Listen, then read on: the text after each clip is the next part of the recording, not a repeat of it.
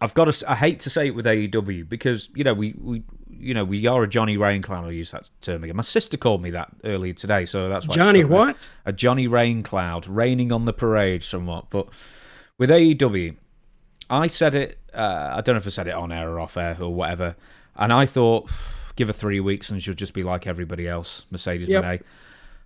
She's barely made it 2 weeks, and she has an entrance on AEW Dynamite yesterday as we record this, and it was just like, yep, 3,000 in the building. I mean, they should be used to that by now. AEW, that's about what they're usually bringing in, but she did not get the big cheer.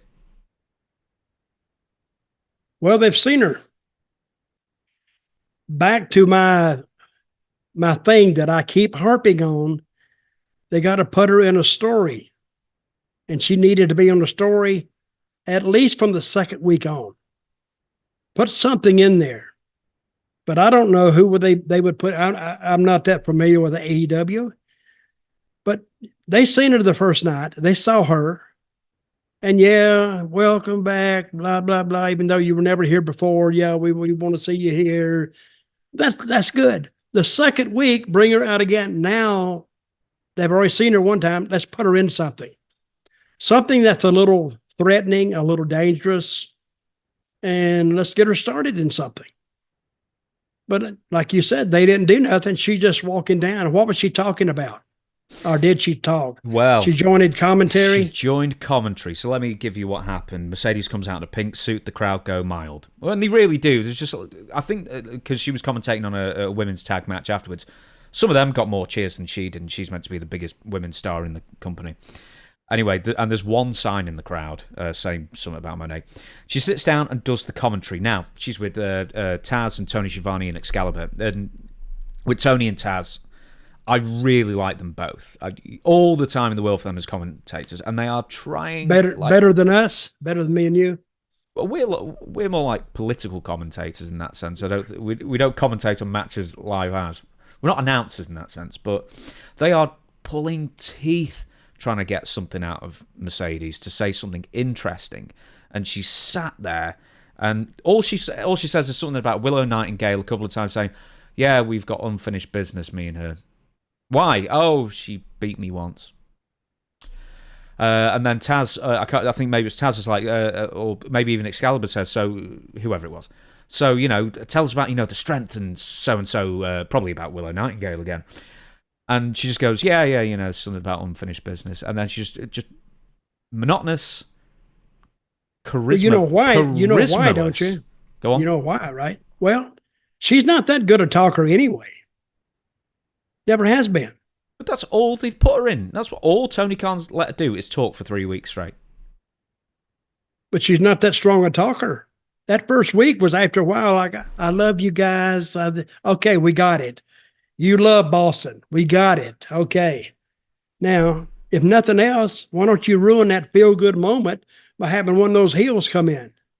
Now, this town don't give a crap about you. They probably run you out and, blah, blah, this, that, and the other. And when you used to hang out at the bar, I know we all know all your background. Get something started there and have her slap the crap out of Moné. And then, when she comes back at them, let them leave. That's all you got to do. Give her just something. It don't matter what it is. But they give her nothing, and now they're reaping exactly what they've planted. Nothing. Oh, I tell you. That a good answer? It's a great answer. No, thank you. That's the third week. This is the third week, and already she's just another person on the roster. So I thought they couldn't do Tony it Khan is going to hear this, and he's going to call me. Call you and what? He'll say, well, I won't tell you what he calls me. But he'll call me up and say, what were you and that goofball, the UK goofball, talking about? See, he calls you a UK goofball. I wouldn't do that. I would never, insult you like that. But see, he could, but he'll want to say, what would you do? And I'll have to give him something. I'll give him exactly what I give you. But it's too late now. I mean, you can do it later on, but, you don't get a second chance to make it right. One thing about wrestling, you don't get the second chance to do it. To make a first impression. That's it. And that first impression was her saying, yeah, she could have done that getting off a plane. You could have run the cameras out and she got off or made her there and oh, I'm glad to be in Boston. Hello, I love y'all. Wrestling's a very unique animal. So you got to do the right stuff with it. And at this point, see, you remember when AEW was kind of warm last year? Mm-hmm. They kind of got a little hot. Yeah. And they were talking like, oh, they're going to take the WWE and they're going to take over. You know how many people tried to take over WWE? All of them, TNA, WCW. All of them. TNA were talking about taking over. I said, listen, it's a war, they would say. I said, it's not a war, because for it to be a war, and I've said this before, both sides need to know they're fighting somebody. They know they're fighting us, but WWE didn't know there's an opponent out there. So they just did what they were going to do. Well, originally with WWE and AEW, Vince did see them as a threat, and he positioned NXT to go against AEW Dynamite in very short, because AEW Dynamite said it's going to be on Wednesday this time. And then in short order, Vince got NXT from the network to USA to go against them. And, a lot of people like, hey, AEW's beating Dynamite. And it's like, yeah, but it's still a bunch of trainees for the most part that you're beating. And also, WWE at that point was absolutely terrible. 2019, the stories were all over the place, very little was landing, and it was just creatively bankrupt for the most part. I mean, I think Baron Corbin was a giant, I think he somehow, like on the storyline, blamed it all on Baron Corbin, but it's like the shows were terrible for the most part. And then, after again, the lockdown, they weren't that good. Yeah. Then lockdown, COVID happened. We got through that, and then really when Vince started left the first time, and then the second time, Triple H got in charge, and then there was more cohesion with the storylines and stuff started making sense, and it's just basic stuff. On an off note here, what's Vince been up to? We need some news from him.